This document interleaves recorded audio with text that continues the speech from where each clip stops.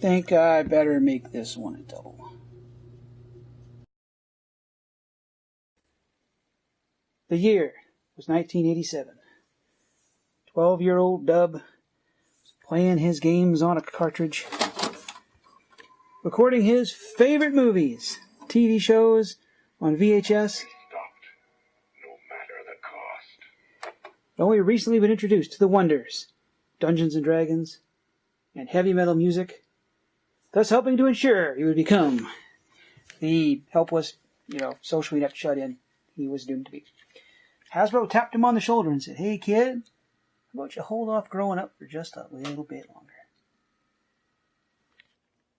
So one thing I've noticed about the videos I've been watching about IDW's Transformers versus Visionaries is that an awful lot of the people talking about it don't seem to have the, how do I put it, the background experience with the franchise. Yep, pile of shit. Yep, I'm a shut-in. So, 87.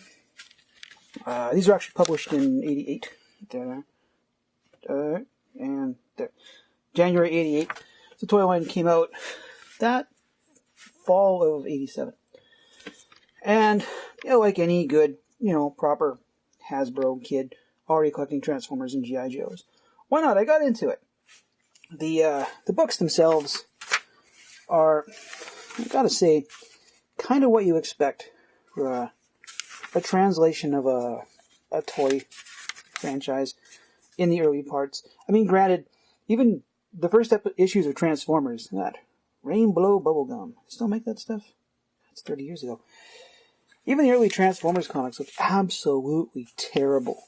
If you had a chance to look at them, they're a disaster. Because a lot of them are based on, directly on the toy models themselves. So, there's also a cartoon to go with this. Couldn't really find any on YouTube, so, oh well. The differences are, they're not very big. The differences between the comic and the cartoon. They both suffer from a lot of the same problems. The only real world building they did in this franchise was to say that the era of science had ended and the era of magic had begun. The average person just turned straight into looting, thieving, killing. Not for a kid's comic. Everything just turned into a disaster. And there's, here we are, there's issue 6. Last issue. I should have issue 5 somewhere, but I can't find it.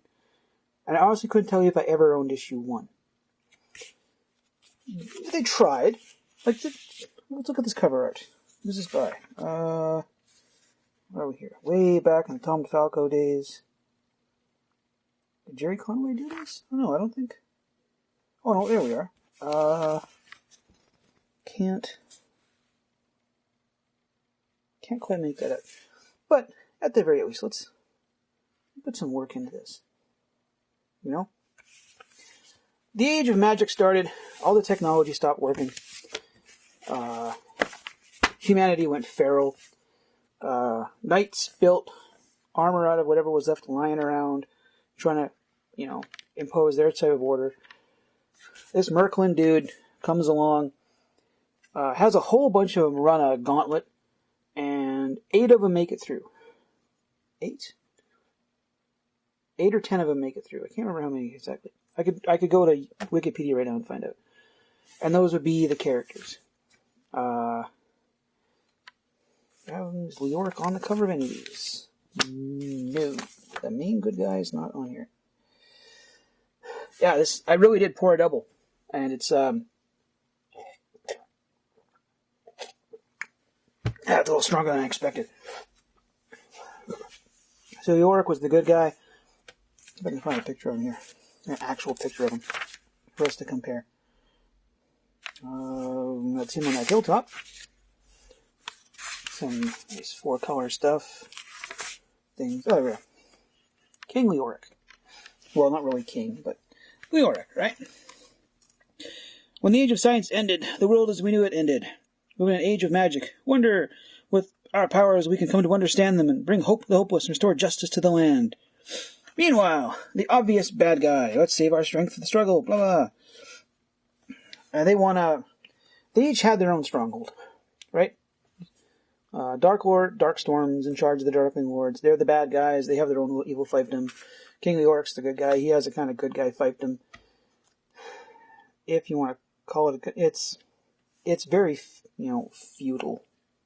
Feudal, I guess you want to call it.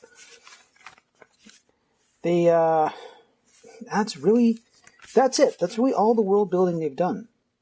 And the joke is that if you watched any of the reviews for Transformers vs. Visionaries, you know that where are we here?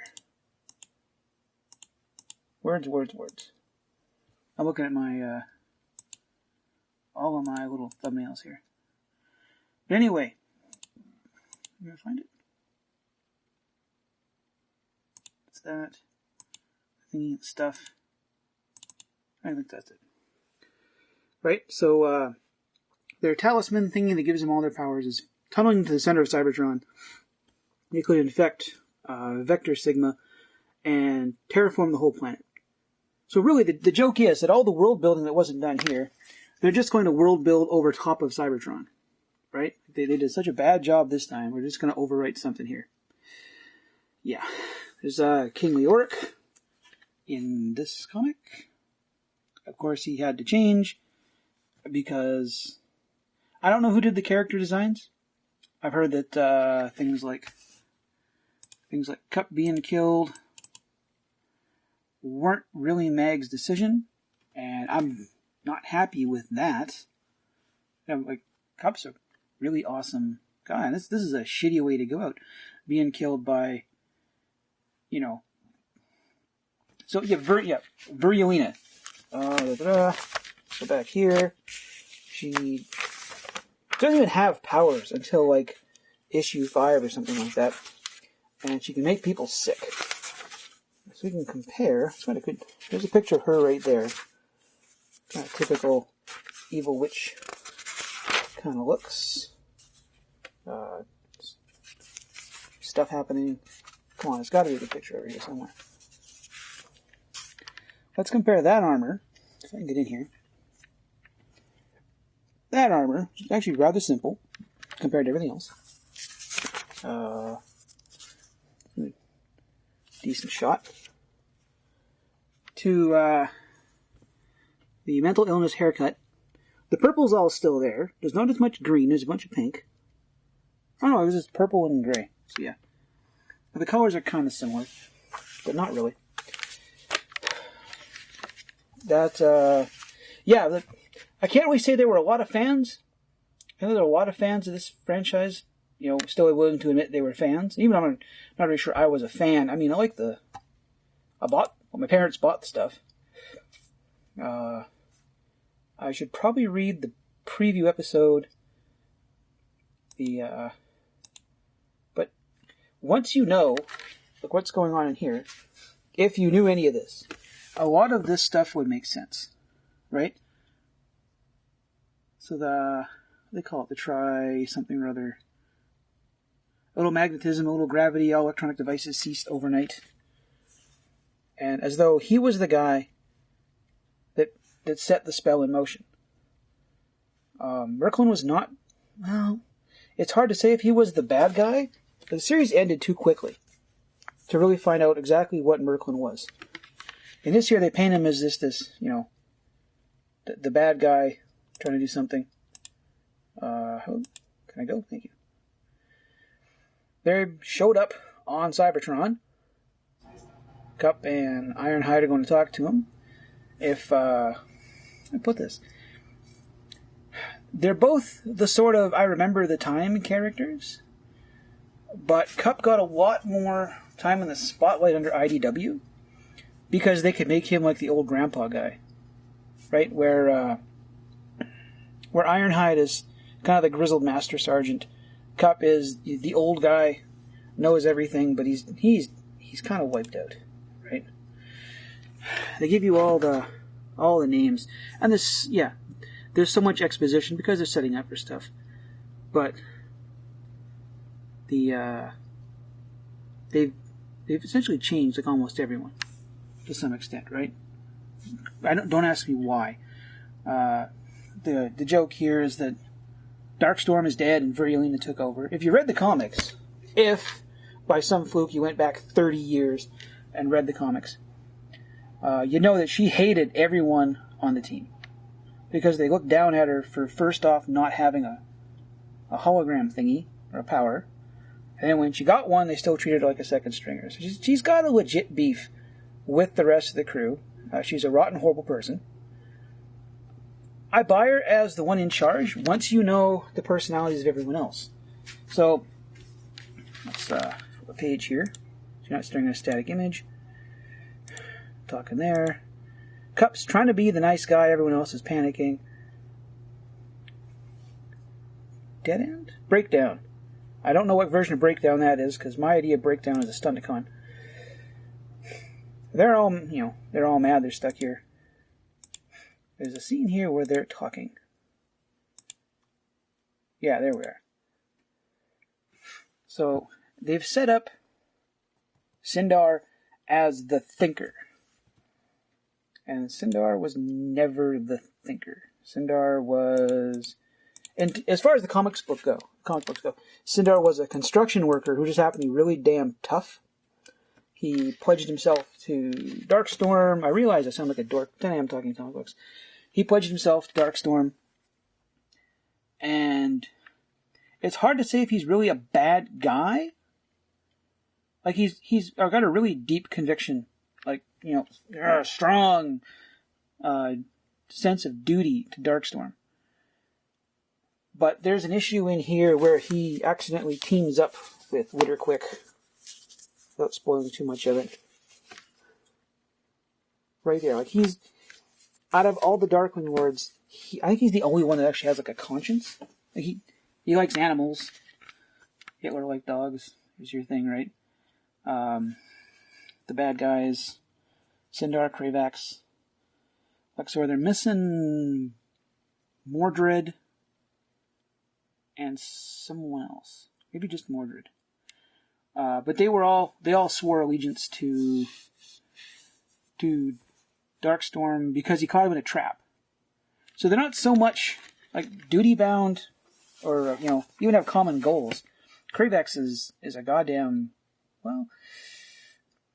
he's not exactly a coward, but he's a manipulator. He's the backstabbing, I call him backstabbing Starscream because he actually was voiced by Chris Latta. I'm trying to remember which one Luxor was, but it's been 30 years. And even after reading these, it's still pretty forgettable. They had an opportunity to do all this world building before, they never did.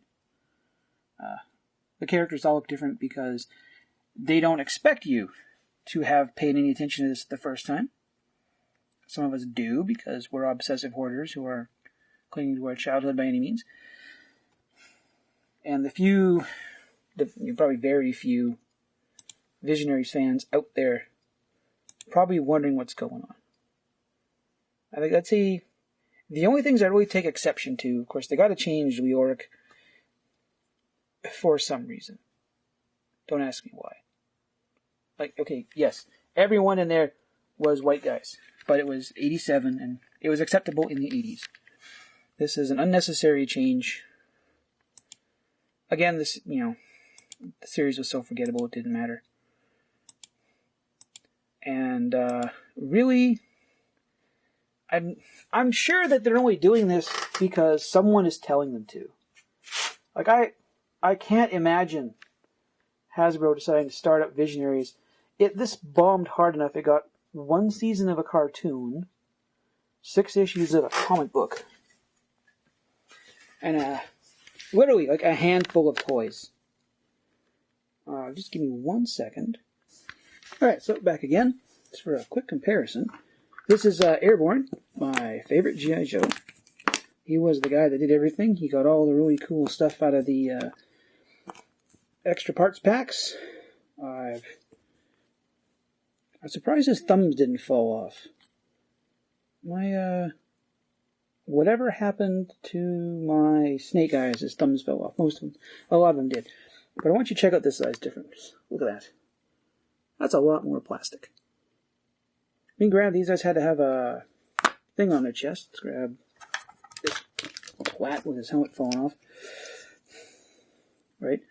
They all had these holographic things on them because that was fancy. Yeah, that black stain is actually there. Probably because it got wore off. They all had these silly... That was their gimmick, right? Holograms and all this stuff. That was how you tell what the power was, right? This was, oh shit. I think that was the Darkling Lord symbol? No, it wasn't. No, something different. Let's see, this is... Yep, it was, okay. This would have been Darkstorms. I obviously had him, I have that. Have the helmet, don't know where he went. My Kravex These suffered from the exact same construction problems as G.I. Joe's, in that they were held together by a elastic band. So they could move around and do stuff and kind of stay where they were, but if I can get in here, probably can't. Yeah, the elastic bands don't hold up very well after a lot of time, and they eventually break, which is probably why a lot of these things aren't, really easy to find. The vehicles were huge. I think there's one vehicle I didn't have. There's some weird thing with stompy stuff on the front. But look at that giant hunk of plastic back there. Look at that monster.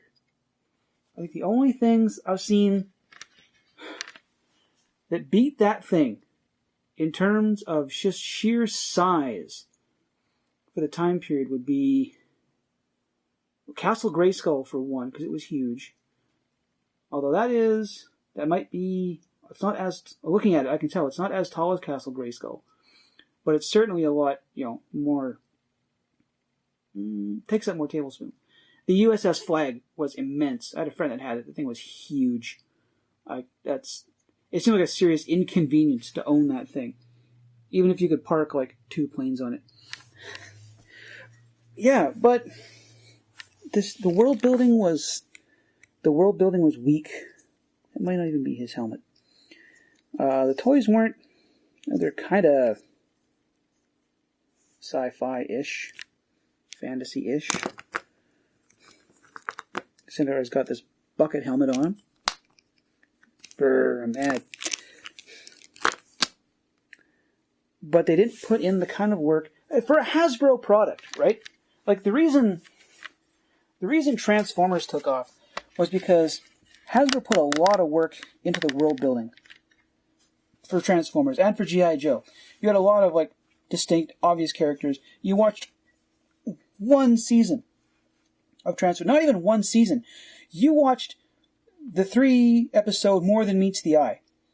You knew that all of those characters were real characters. Okay? Huffer's a whiner. When's the last time you saw, I guess you would have seen, at the time, you wouldn't have seen a lot of whiners on a team. Barrage might be a defector. You had characters that weren't sure of their abilities. They were well thought out. They were interesting. And then for Visionaries, they weren't. A lot of the characters were just really one-dimensional. They didn't do much to distinguish themselves from one another. You knew what their powers were, right? They had names. Sort of tell what most of them did. Oh, look at that coloring job up there. But for the most part, if you didn't have the stuff in front of you, you'd be kind of hard-pressed to tell, the ones that weren't your favorites, it'd be hard to tell what was what. And I don't think the people who brought this over to IDW understand that. They have a very short amount of time to establish these characters. They've established Merklin as a bad guy that caused all of this. The trinary realignment, you know what that means? It means the 3 suns came into alignment and ended the age of technology. That's what happened. if they said that, you might know what was going on. You might know. Unfortunately, the only like, okay, if you had Ciderak here, whose little power rattle off is 3 suns aligned, pour forth your light, and fill the archer's bow with might. Even that's the only thing that really brings into the mythos how important 3 suns aligning was. But I don't see what it matters here, because they're not on the same world they started with. Right? I'm not sure. They've turned the ambiguous maybe bad guy into an absolute bad guy. There's a big statue of Darkstorm. Sindar is somehow a thinker. In the cartoon, he was a lunk. He was just the big dumb fighter. In this, I don't know if I can find a picture of him. No, it would have been in issue 1 where they set up his character. Everyone speaks in this weird kind of Shakespearean thing. He wouldn't come off as a thinker. He would come off as like the strong, silent type. Maybe come up with a good idea because no one saw it coming. And you can tell he's old. Look at that. Look at that. Pitch. Look what he's got going on there. They're just... I don't know... I can't tell you why they're doing this. There isn't enough leftover fandom to merit all this work putting into a book. Maybe that's why they gave it to mags. They can flush it down the toilet afterwards. The heroic characters don't really talk like heroes. The villains talk like villains. Yeah, she's an absolute cunt. She was in the book. I'm guessing maybe she read the comic, figure out some stuff. The character designs are all over the damn place. And then they kill one of the more beloved characters in the series. I don't think this series is going to help out. I don't think it's going to do what ROM versus Transformers did in dragging that into the universe temporarily to let ROM spin off to his own thing. There isn't enough depth to the Visionaries to merit giving them their own book. Again, they failed before. Let it sleep. It's done. It's over with. Let this go back into the memory hole with Starriers and Inhumanoids, things that were interesting for the times but don't really translate out well now. I thank you for sticking around this long. I'm the Great Canadian Neckbeard. If there's something you'd like me to drunkenly ramble about, please let me know. I'm more than willing to show you all the other history and reasons as to why I'm the helpless dork I am today. And I will see you later.